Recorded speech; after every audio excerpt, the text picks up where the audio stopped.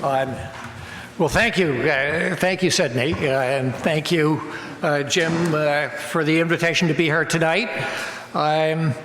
So the Snowden stories came up during the time that I was serving as the acting Secretary of Commerce. In fact, it was in my first days that the Washington Post and the Guardian broke the stories based on the Snowden leaks. And the first story was about what we call telephone metadata, the collection of telephone records. And this was done under what's called Section 215 of the Patriot Act of 2001. It started after 9/11, after the Patriot Act was adopted, but started as what was known as the President's surveillance program, a warrantless surveillance program, until that became public.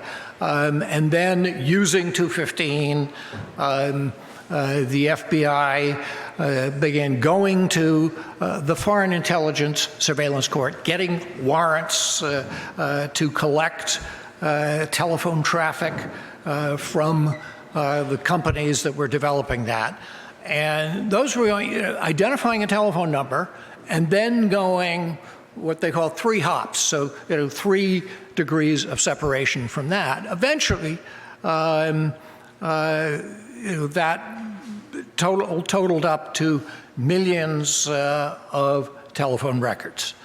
So that was the first day.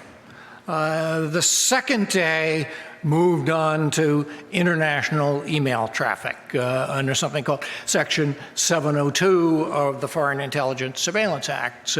So collecting targeted incoming emails,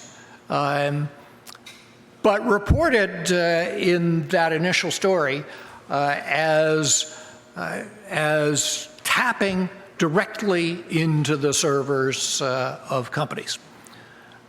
So the moment I heard these stories, I knew we were in for a firestorm. That in the first story, we were going to face enormous questions about domestic surveillance. And on the second story, an outcry abroad. And that's, in fact, what happened. There was a firestorm, what Angela Merkel called eine Shitstorm. And, with damage to America's brand, damage to the brand of American companies, deep distrust about the companies, about the technology, that persists today. And at the time, a technology think tank in Washington estimated that the losses to companies were something between $22 to $180 billion. So this triggered a response. President Obama came out shortly after the stories came out and said, I believe we need a national conversation about privacy and about security. And remember, he was a former law professor. He actually wanted to go out and conduct this conversation himself. Ultimately, what he did was appoint a review panel made up of legal and intelligence experts that he had worked with personally and trusted. So his surrogates. So they undertook a review with full access to all of the information. The Privacy and Civil Liberties Oversight Board, a panel of privacy and legal experts, Senate confirmed, presidentially appointed, created to sort of keep an eye out on our counterterrorism efforts. They undertook a review of both of those 2 programs, Section 215, Section 702. And it was agency, an interagency effort within the government over a period of several months at the highest levels of the government to look at what are we collecting, what are the issues, what is the impact, what do we do. And so where we are today is that, as a result of those actions, that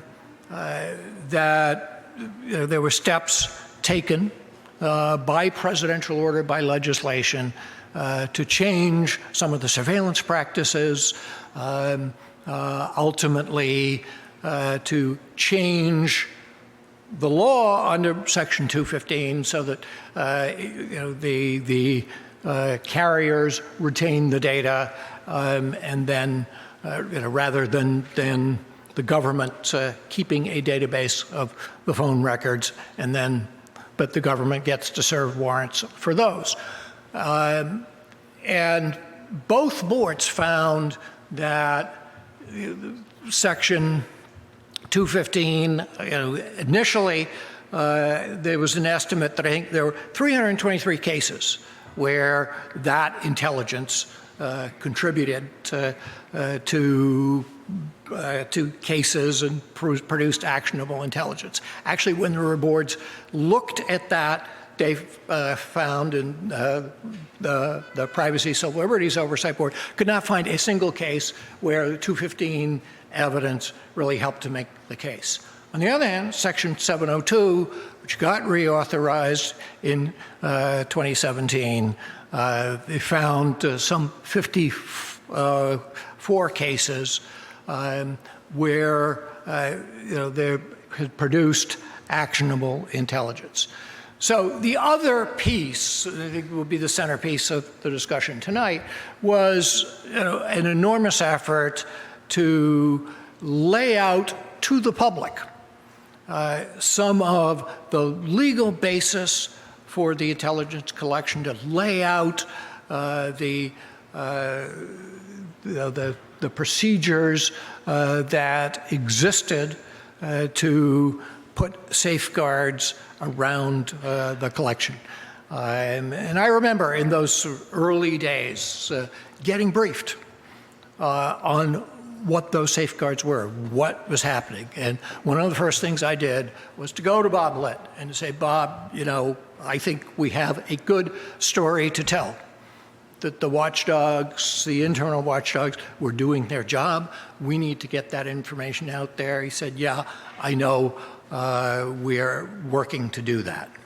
So, I'll leave you to sort of set the stage for the discussion with sort of a couple of looks back at the effects of this. One is a statement last fall by a European Union official who heads the internal privacy watchdog for the European Union.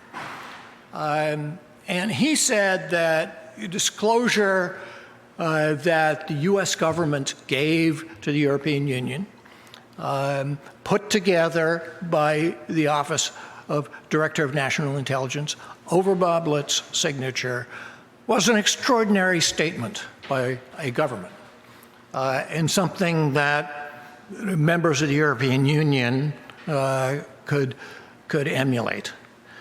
The other was earlier on, about a year after the Snowden stories, when the deputy director of the NSA was leaving, a gentleman by the name of Chris Inglis. He gave an interview on his way out and was asked, was there anything you do differently in hindsight? And part of his answer, he said, first and foremost, we need to be completely transparent, as we've always tried to be with those who stand in the shoes of the American public, whether it's Congress or the judiciary. We need to be completely transparent with them. And second, beyond that, we have to figure out to what degree we are going to extend that conversation to the American public. And I guess I would add to that, to the world. So I think that in some sense, is the question for our debaters tonight. So I look forward to hearing from them and look forward to your verdict. Thank you very much.